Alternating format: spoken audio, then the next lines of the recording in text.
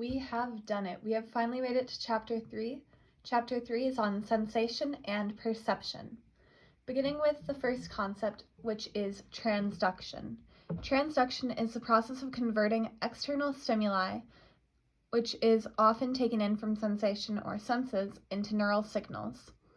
Sensory receptors are a special type of neuron. They are not stimulated by neurotransmitters, but rather are stimulated from external energy such as light, vibrations, or the like. Synesthesia is a condition where people experience life more vividly. For example, they might see colors or shapes when they smell certain smells or taste certain tastes. The first concept going past transduction that we'll talk about is sensory thresholds. So, Weber's law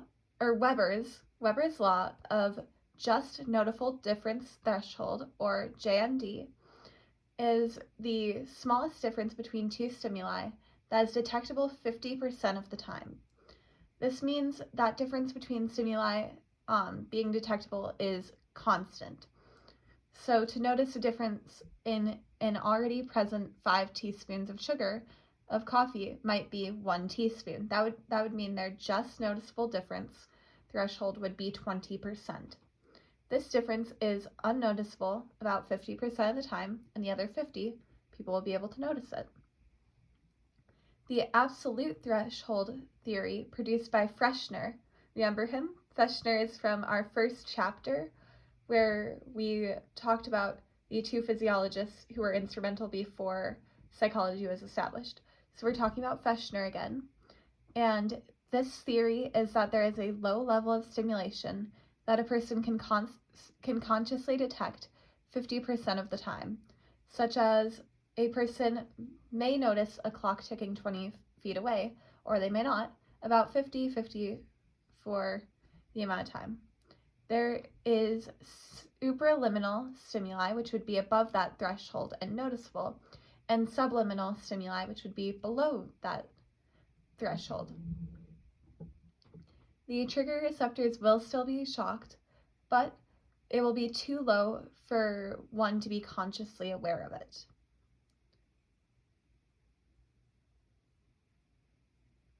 The signal detection theory is a method of assessing accurate judgment decisions under uncertain conditions for hits, misses, or false alarms.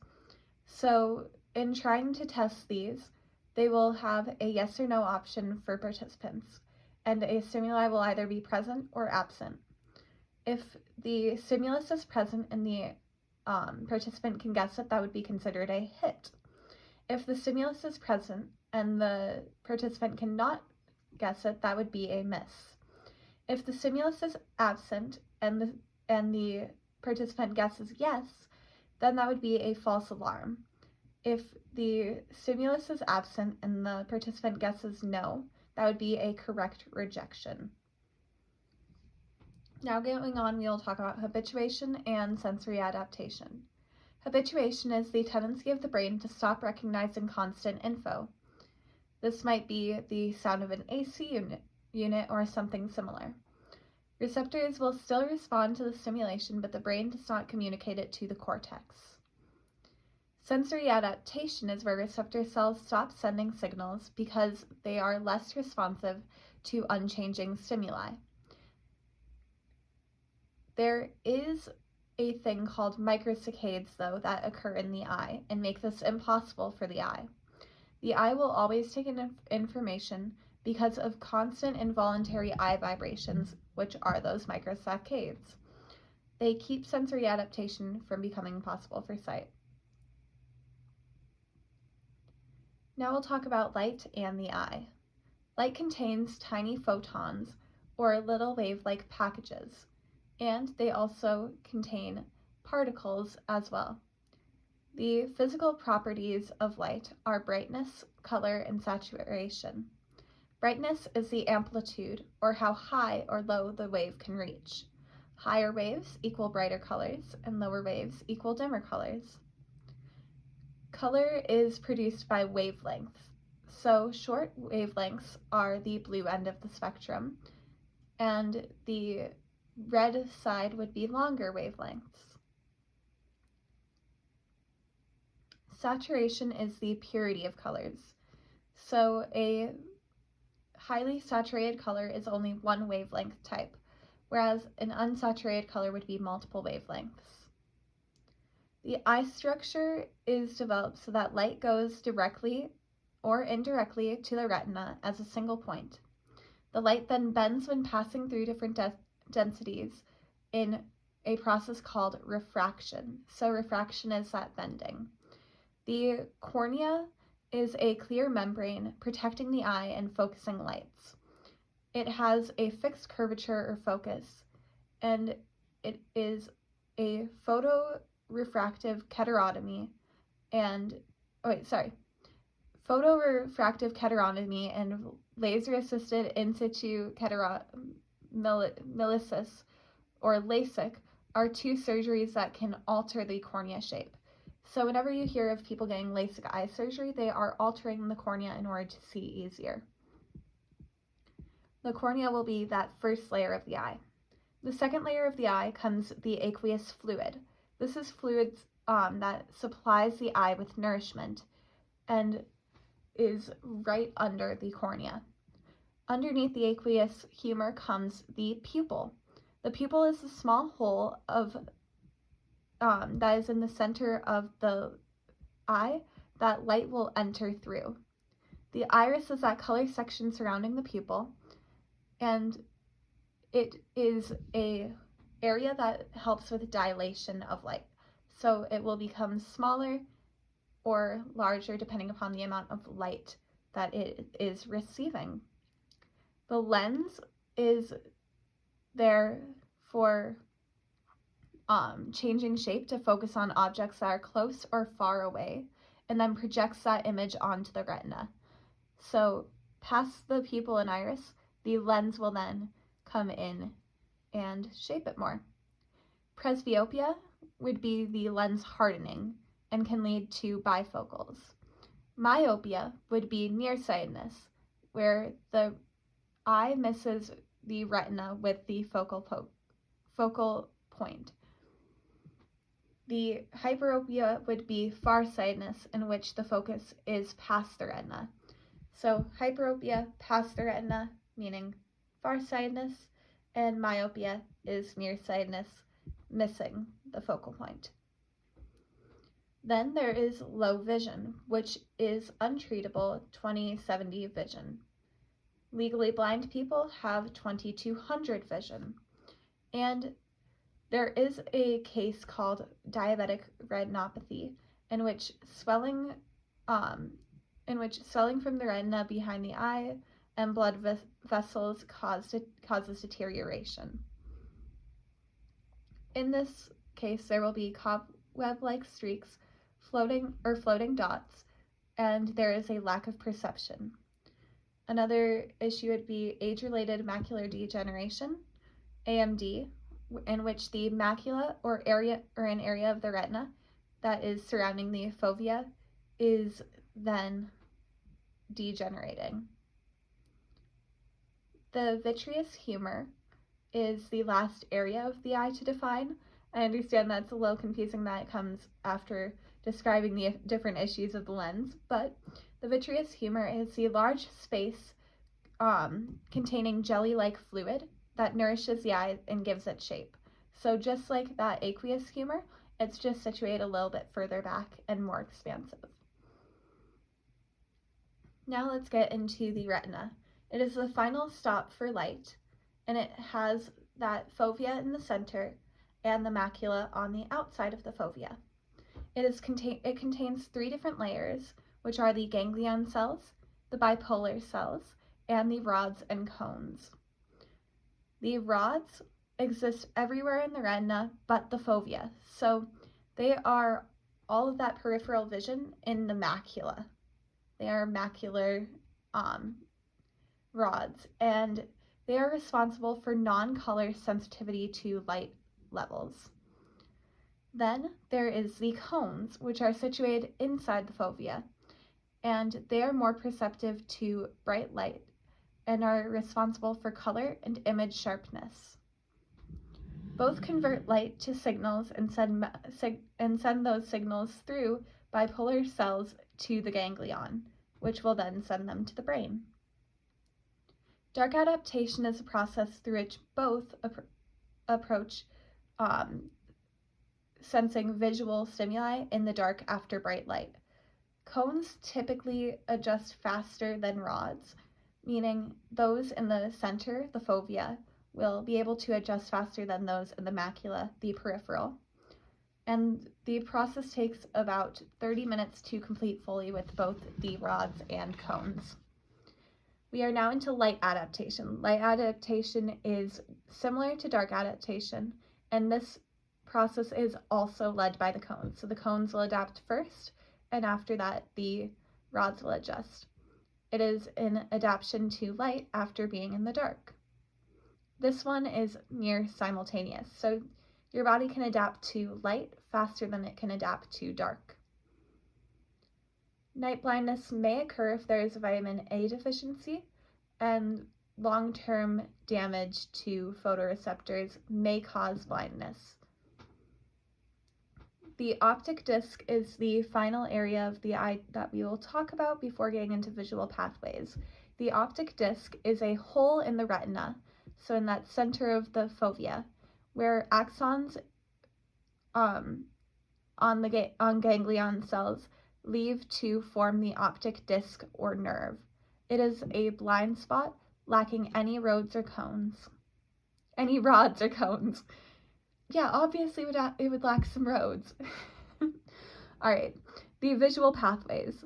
Light enters from two visual fields, the right and the left. Each fall on the opposite side of the retina.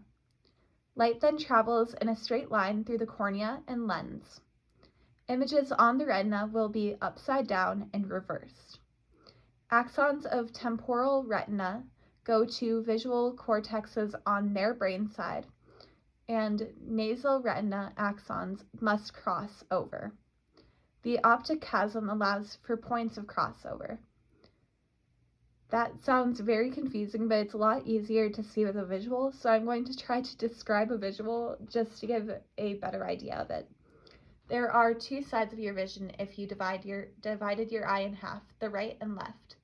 The right side of your vision will always go to the left side of your body, and that is the right side of both eyes. And then the left side of both eyes will go to the right side of the body. So during that crossover, there is a point called the optic chasm in which they cross over, which hopefully makes that a little more clear. Honestly, seeing a picture is just the best, so I would recommend looking that up if we can't figure it out. Then we get to trichromatic theory, which was proposed by Young and Helmholtz. The way I remember each of the names in the color perception section is that they all start with H. So color and H just seem to be tied together. So think of Helmholtz when you think of the trichromatic theory. In the trichromatic theory, there are three cone types: red, blue, and green. Green is the primary light color, not yellow. So that's easy to confuse, but when red, green, and blue are combined, they create white light. Now, the firing of the three cones at specific rate appear to determine color in this theory. So Brown and Wald are two psychologists who took this and tested it. There are actually three cones with peak sensitivity roughly corresponding to three colors, but they did not all correspond to red, blue, and green stimuli in the way that we would imagine. They didn't seem to be able to pick up on red light, but they still seem to somehow create the colors that we see. We then have the opponent process theory. This is that after images are unexplainable unless you use opponent process theory. So opponent process theory was developed by Herring. He suggests is that there are 4 main colors that are each paired together. So red and green are paired together, blue and yellow are paired together. If one pair of each member is stimulated, the other is inhibited. The lateral geniculate nucleus is where opponent process cells are contained in the thalamus, and they work alongside retinal for different images. So that the primary color theory would be located all the way back in the thalamus, whereas the trichromatic color theory would be in the retina, and those two are proposed to work together. Color deficiency comes with color blindness, so that would be 3 main types that we can look at. We have achromatopsia or monochromatic vision, in which the cones are there, but they are not firing properly.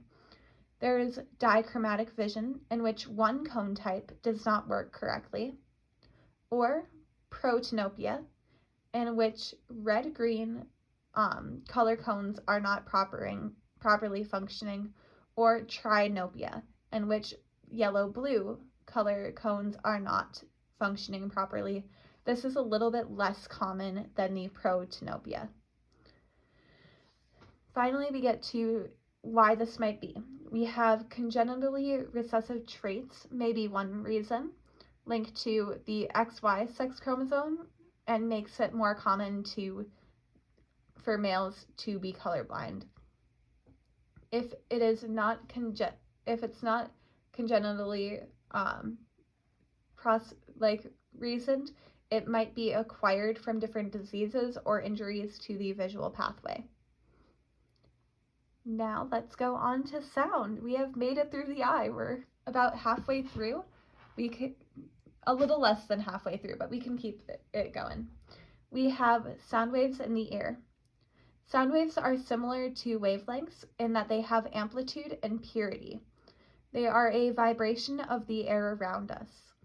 Wavelength equals pitch, amplitude equals volume, and purity equals the timbre or richness. Sound is limited by hearable frequency, which is usually referred to as hertz. Louder sounds equal a lower pitch, and softer sounds typically equal a higher pitch. The outer ear is the first part of the ear to take in sound. It begins with the pinna, which is the visible outside funneling area for sound waves into the ear. Next comes the auditory canal, which is a short tunnel to the eardrum or tympanic membrane. The eardrum or tympanic membrane is where sound hits in order to vibrate 3 middle ear bones. These are the hammer or malleus, the anvil or inneus, and the stirrup or stapes, which create the ossicles. Those 3 bones are used to amplify ear vibrations.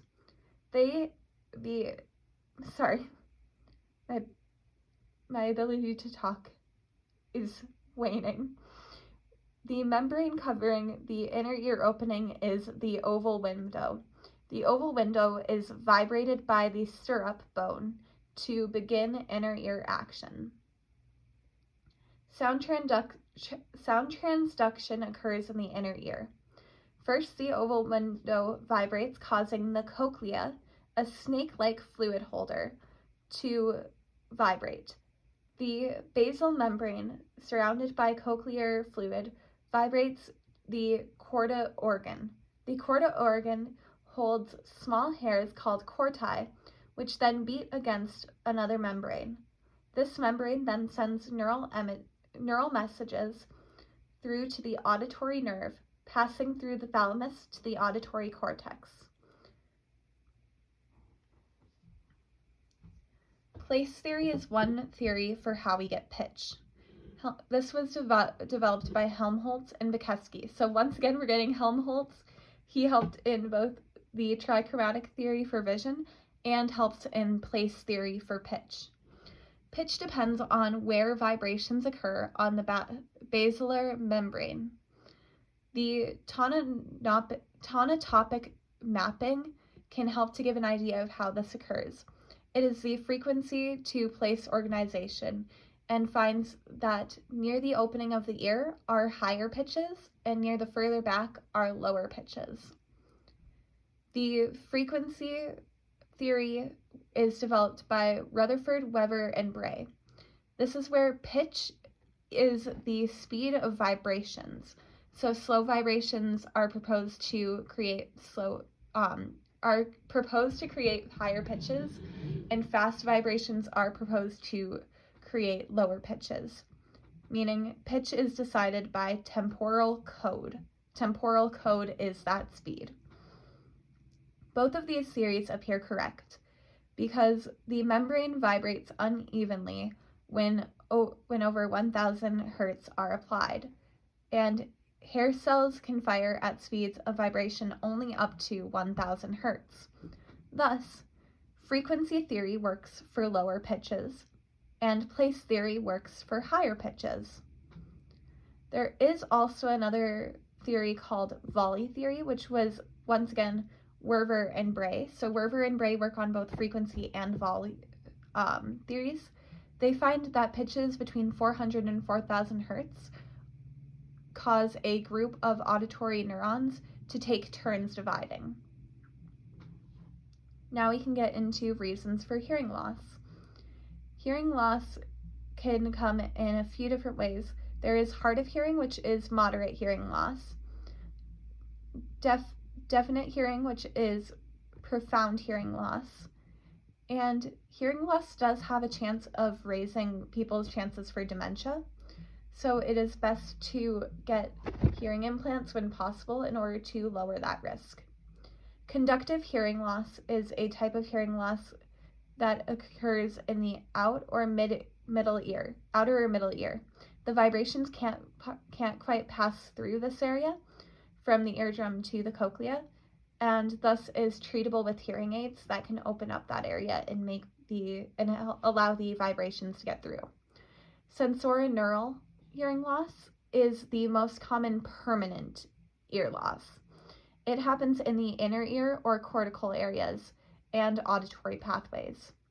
It may sometimes cause tinnitus, which is a ringing in the inner ear through infection or loud noise. Cochlear implants are external processor converters, and they can convert signals to stimuli in order to help those with sensorineural hearing loss. We now are past hearing and are into gustation or taste. Gustation is one of the earliest senses, so it may start even in the womb when swallowing or ingesting the amniotic fluid that exists there. Taste buds are taste recepting neurons. They are on the majority on the tongue, but may be situated throughout the mouth and throat. The number of taste buds vary, and thus those who are considered super tasters have a high number of taste buds to taste what it is in their mouths. They typically need less seasoning on different foods. So buds line the papillae, or bumps on the tongue. There are about 20 receptors per bud, and chemicals in food will act like neurotransmitters at the site. The buds are replaced every 10 to 14 days, but if you get a tongue burn, they might be replaced a little sooner. The 5 basic tastes are sweet, sour, salty, and bitter, which were developed by Henning. Once again, another H name. Henning is the one who developed those first 4. Then we have Lindman, who developed the 5th taste, which is umami, and is triggered by glutamate in those meatier foods. Researchers do propose a 6th basic taste called oleogustus. Think of Augustus Gloop, because it is from fatty foods. Sorry, that's really mean to Augustus Gloop, but that's how I remember it. All right, We now get into how taste is sent. Taste is sent to the gustatory cortex in the front part of the insula or frontal operculum. It will stay there for taste, whereas texture and feel are instead sent to somatosensory. Other players important in taste are the amygdala, which is why you might get positive or negative reinforcement from food. Remember, the amygdala is the part of the brain where fear or alertness are centered. So when you get a bad tasting food, it actually will cause the amygdala, that fear center, to fire and cause us to feel a negative connotation with that food. The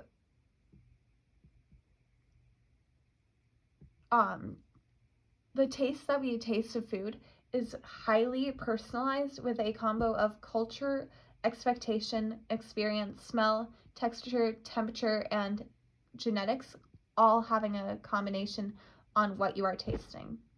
Smell and taste are both intertwined senses because they both rely on chemicals. Now we get into smell, the other side of this coin. We have olfaction, which occurs in the outer nose, which holds the same function as the pinna for the ear canal.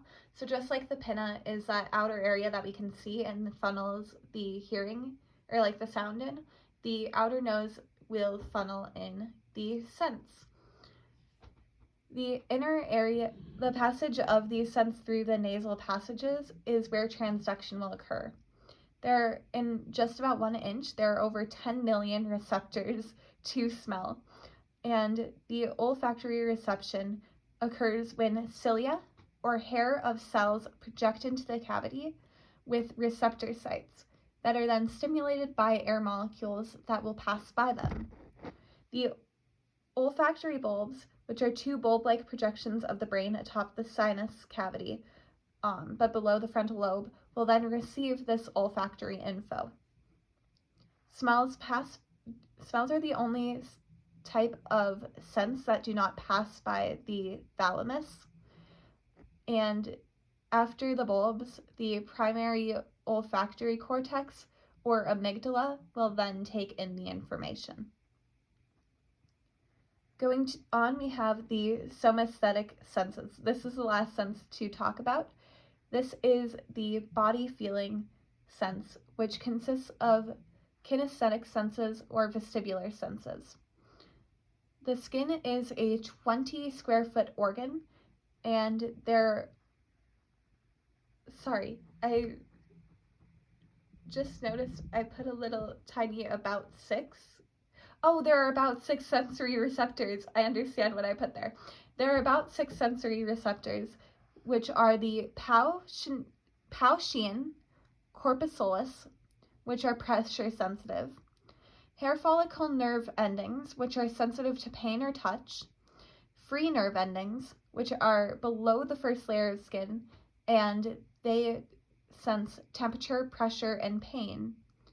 And then we actually did not get to learn about the other 3. Those are the only 3 we have to worry about. So Paucian corpuscles are pressure, hair follicle are sensitive to pain or touch, and free nerve endings are temperature, pressure, and pain. All right, going on, we have the pain types. There is visceral, which is pressure recepted in the organs, as well as somatic, which is pressure recepted in the skin, muscle, tendon, or joints. So visceral, inside, somatic, body related. Anything soma is body.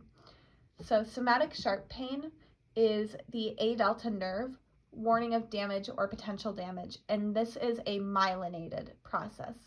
So sharp is myelinated, and then achy somatic feelings are the C fibers to warn against further injury. They are unmyelinated and thus send their signals a little bit slower, and that's why it's achy. Now we will get into gate control theory for how pain is processed.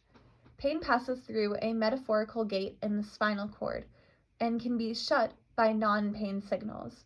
So the stimulation of pain receptors releases neurotransmitters and substances called substance P, which is a type of peptide.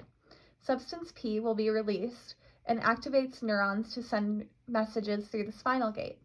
Those messages will be sent to the thalamus, the somatosensory cortex, the frontal lobes, and the limbic system, where they will then be interpreted, and orders of pain dampening will either increase or will lower.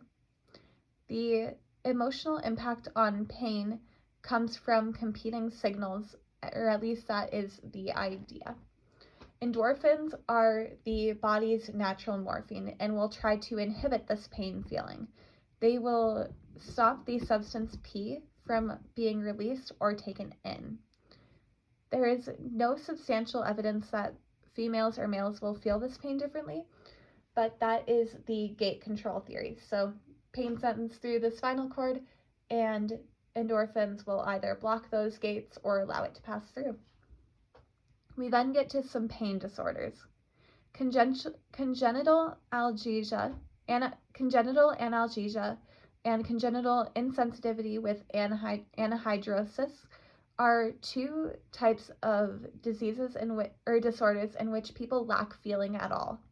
This causes a high risk of infection, a difficulty perceiving hot or cold sensations, and a chance for overheating from not being able to sweat or freezing from not being able to get warm. They also experience little to no fear. Another pain disorder is phantom limb pain, which is the feeling of pain in a missing limb. The cause is unknown. Movement and position are two ideas that are brought about through the touch and, mainly touch centers. So movement is considered kinesthesia, and position or positional awareness is proprioception, which are both inherently somatic feelings. Kinesthesia receptors would be muscles or tendons, and they are the same receptors, and the receptors there are the same for proprioception. The vestibular sense is balance. So vestibular, balance, and receptors inside the ear are where this sense takes place. The vestibular sense is within the otolith organs, which are tiny sacs above the cochlea. They contain jelly-like crystal-filled fluid. The crystals vibrate with movement, and then hair-like receptors recognize this movement and adapt to it. Like, they're very similar to the cochlea, except for the stimuli are movement and not sound. The semicular canals are circular fluid-filled tubes stimulated by receptors when rotated. They also help with this vestibular sense. The horizontal canals are triggered by spinning or a sense of direction. This causes things such as motion sickness, a disagreement between what is seen versus what is felt. So when those semicular canals move about and rotate, it causes that motion sickness. When motion sickness occurs, this is called sensory conflict theory, because your movement is conflicting with what is felt in your ear, or your visuals are conflicting with that somatic feeling. Next, we get on to organizing perception. Perception is the methods through which senses are interpreted, experienced, or developed into meaningful sensations. The perceptual consistency between people are size, shape, and brightness.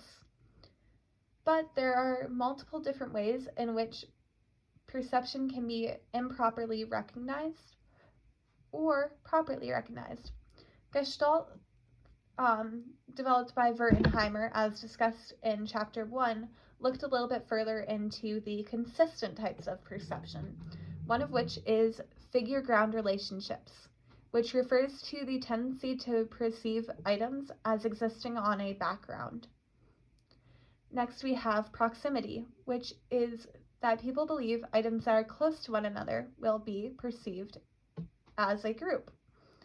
Then there is similarity. If appearances are similar, people are believed to notice that as a group. Then there's closure, the tendency to complete or fill in incomplete figures mentally. There is continuity or pattern perception. There is contiguity. Contiguity and continuity are two different things. They only have one letter difference in their spelling, so they can be a little bit confusing, but contiguity is the perception of 2+ occurrences close in time to be related. So contiguity, you can think of two contiguous events occurring. Continuity would be the two things occurring at once without the time relationship. Now we get to region, element, connection. So common region would be if there's a common area, that thing must be in a group, or the element connection is just another way of stating that. If there's a common element between two items, they are perceived to be part of a group.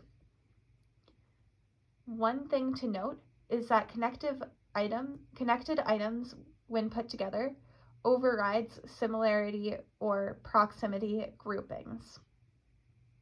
Now we get into depth perception, which is the only part of visuals that is present at birth. So remember, all of the senses are there at birth except for visuals, which take about 6 months to fully develop. This means that the depth of vision is there, it just isn't clear yet. So we get to two different types of perception. There's monocular cues and binocular cues. So one-eye cues would be linear perspective, relative size, overlap, aerial perspective, texture gradient, motion parallax, and accommodation. I will start with the only type that is muscular. So accommodation is a muscular cue of one eye. It is the lens of the eye changing shape or thickness in response to distance. So it is so that you can see an object that is closer versus farther away. Now we'll get into the pictorial cues. So linear perspective is the tendency of linear lines to converge. Relative size is that items smaller than expected in size are perceived as further away. So if I were to have a penny show up on the ground further away from me, or if I were to have a penny that was the size of a small dot, I would perceive it as being very far away. Then we get to overlap. Overlap is that if an item is blocked by another item, the item that is further away must be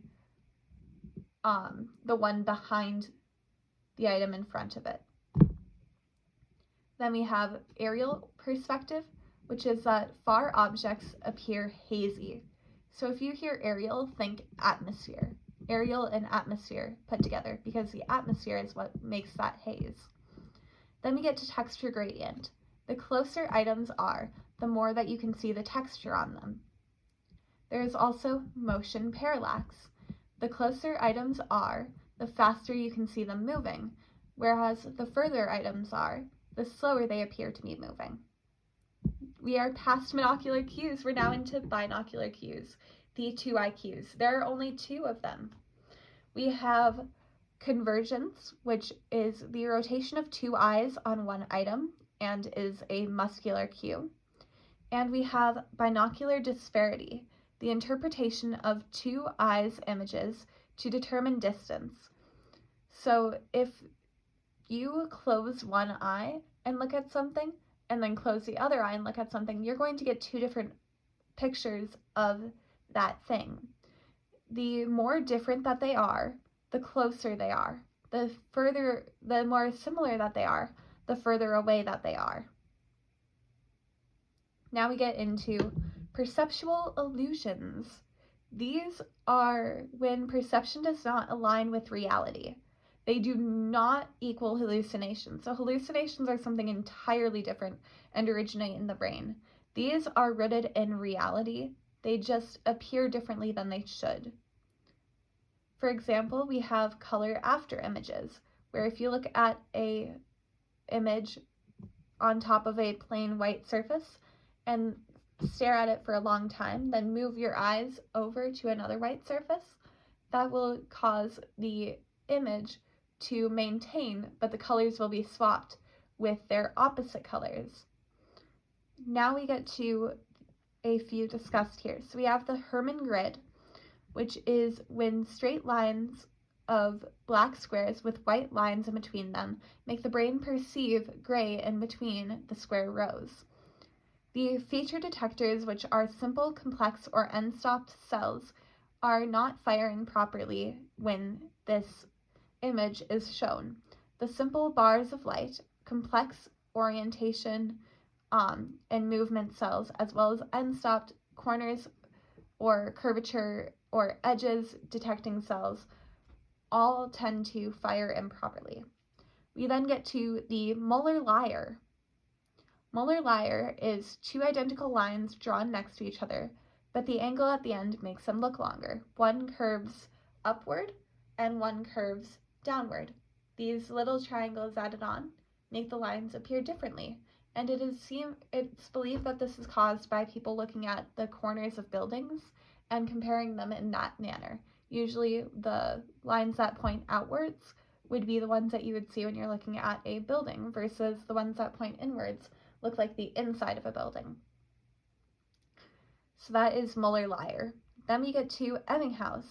This is where two circles are drawn next to each other, but tiny circles are drawn around one circle, and big circles are drawn around the other circle. The circles are equal, but the surrounding circles make the one with the larger circles look bigger because of conceptual perception. Then we get to the moon illusion. The moon illusion is where the moon on the horizon appears bigger than it does in the sky. This is because of the magnification in the mind of the moon due to indicators of size in front of it. Whereas when it is in the sky, you do not have these indicators to try to imagine the moon against. Then we get to motion, which is seeing still objects as moving. Sometimes you will be able to look at something and they will appear moving just because they don't have the context around them for your brain to interpret it properly. There is debate whether this starts in the eye or the brain. So one type of motion illusion is autokinetic, which is the appearance of one light in a room to shift if there are no surrounding cues next to it. Then there's stroboscopic, which is when rapid pictures are shown together. Think of animation. And then there is the phi phenomenon, in which lights are turned on in sequence, but appear to look like one light is moving through a distance. The factors of perception are culture and cues, and are not limited by language. So perceptual expectancy is the perceiving of what one expects. The top-down processing is when one uses existing knowledge to organize individual features into a unified whole, and the bottom-up processing is the use of smaller features to build up a whole or complete perception. We did it. We have finished up with every piece of notes from chapters 1, 2, 8, and 3. We did it.